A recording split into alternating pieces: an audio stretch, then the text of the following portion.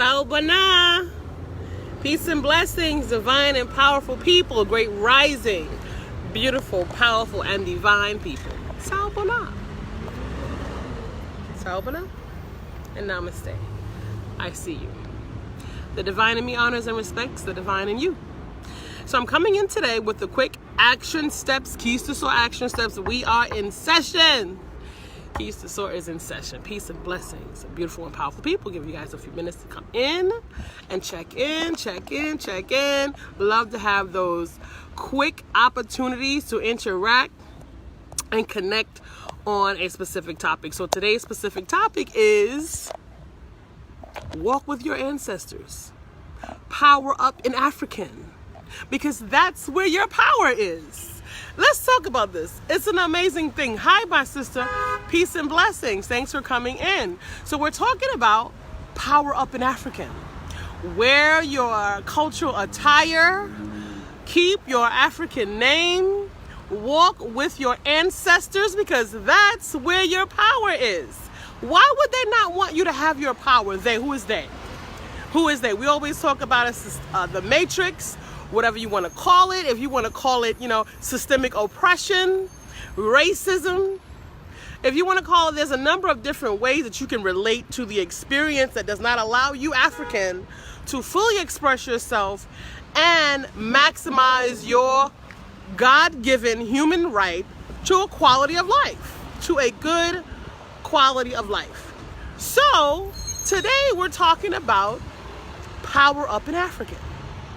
Power up in African, sis. Power up in African, family. Because there are forces that would not want you to be powerful. There are forces that want you to be diminished and weak. There are forces that, and I'm going to give you a quick example. Let's just say, for instance, many of us, we live in this life experience, so we've been on job interviews. There's a reason why 4 people, 3 people, a panel of folks sit across from you. They're powering up. They're balancing the space. They're exercising a war tactic, which is a show of force. Even if they don't even know it, it's a part of the systemic, it's the way things are done. The way things are done is that you're at an interview and there are people sitting across from you and it looks like they're scrutinizing you. The truth about the truth is you have as much power as they have because you have something to offer. You're not begging and groveling. There's an exchange that's happening. Peace and blessings. Thank you for coming in. We're talking about powering up in African.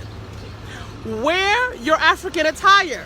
Keep your African name and walk with your ancestors. That is where your power is every day. And there's a mechanism in play that would not want you to be powered up. Okay, so you're sitting across and now there's a differential happening in the space and you feel somehow intimidated by this and you feel somehow diminished by this and you somehow feel like, oh, I'm not powerful enough or they can see me or I'm vulnerable. But guess what? If you walk in with your Africans and you keep your African name and you wear your African clothes, there's a reason why they made it a cultural and societal norm that you dress a certain kind of way that does not encompass or have anything to do with your own cultural identity. So that when I show up, if I show up at a job interview, many blessings, peace and blessings. Thank you for coming into the Powerhouse where it goes up. So we that all get to soar together as the standing of the African soul and the opening of the African spirit. Sawubona and namaste.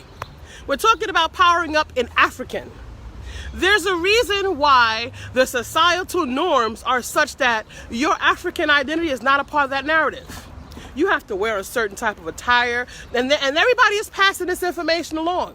Even skin folk who are unaware of the nuances within the matrix and how these things garner your cooperation.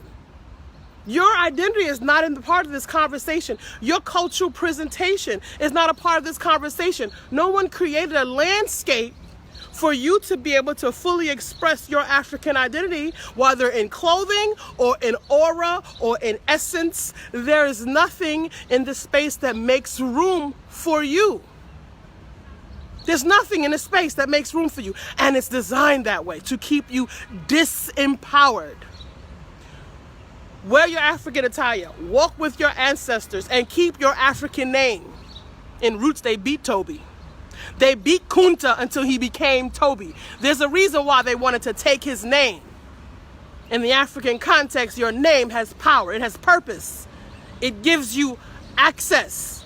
And it also gives you a designation, what you represent and who you are and what your energy brings forth. So keep your African name, wear your African attire, and walk with your African, and power up in African. Thank you for coming in and receiving from me in the Keys to SOAR Powerhouse, where we soar up in here together as we stand for the ascending of the African soul and the opening of the African spirit. Sawubona, I see you. And namaste. The divine in me honors and respects the divine in you. Peace and blessings.